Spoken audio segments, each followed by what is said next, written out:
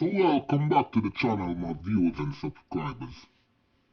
Don't forget to like, share and hit that subscribe button. So today we're going to have a look at the Jamaica Public Service, JPS, and ask a few questions. Do you think they're ripping off the Jamaican public?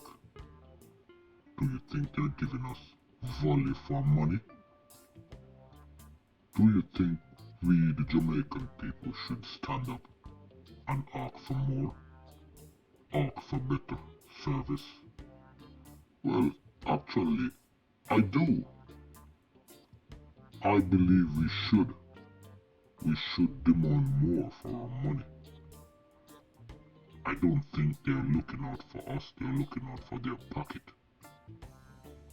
And we have to stand together and fight for better service.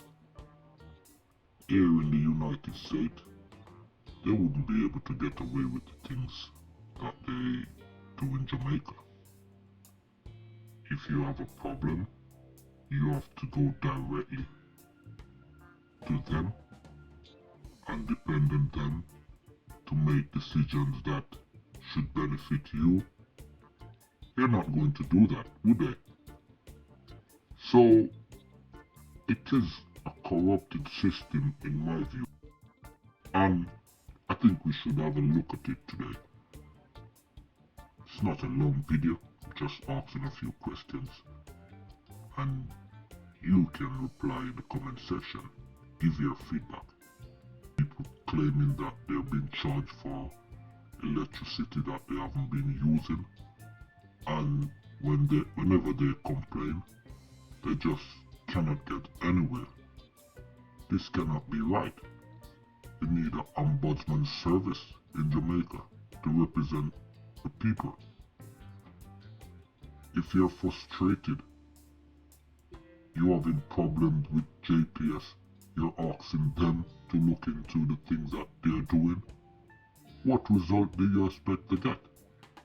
Anyway, like, share and subscribe, and let's have a look at this little video. Jamaica's energy prices have been a cause of concern for the country, as we rank 142 out of 146 countries with the highest electricity charges globally in 2021. This means that Jamaica's energy prices are more than double the global average, putting the country at a serious disadvantage as a nation, and we strive to excel, but unfortunately, our energy prices are helping to hold us back. Jamaica has the highest energy poverty status among 82 low to middle income countries, per the energy poverty assessment published last year. We intend to dramatically increase the number of crews so that we can pivot to a proactive maintenance stance, posture, and to more quickly respond to problems when they occur. Rates are punishingly high. Contributing to them being higher than they should be is a reliance on imported fuel and theft on the system. Adding renewables should help mitigate the fuel cost and volatility impact over time, and we are 100% behind that. We are committed to decarbonizing the grid and being a willing partner of the Jamaican people in accomplishing that.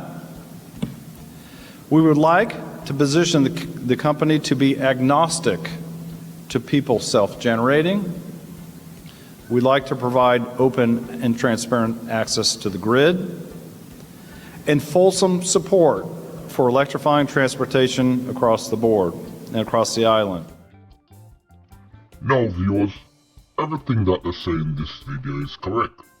But do you notice how they fail to address concerns that the public have?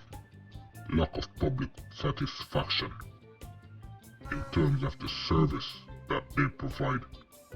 They choose to completely ignore the fact that the public just have no trust in whatever they're doing. The complaint procedures is poor, and they just choose to ignore that completely.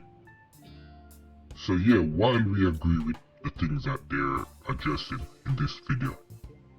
There's still a lot of things that need addressing, and they're just ignoring it. Anyway, give your views. Let me know if you agree with what I'm saying, and just give your feedback.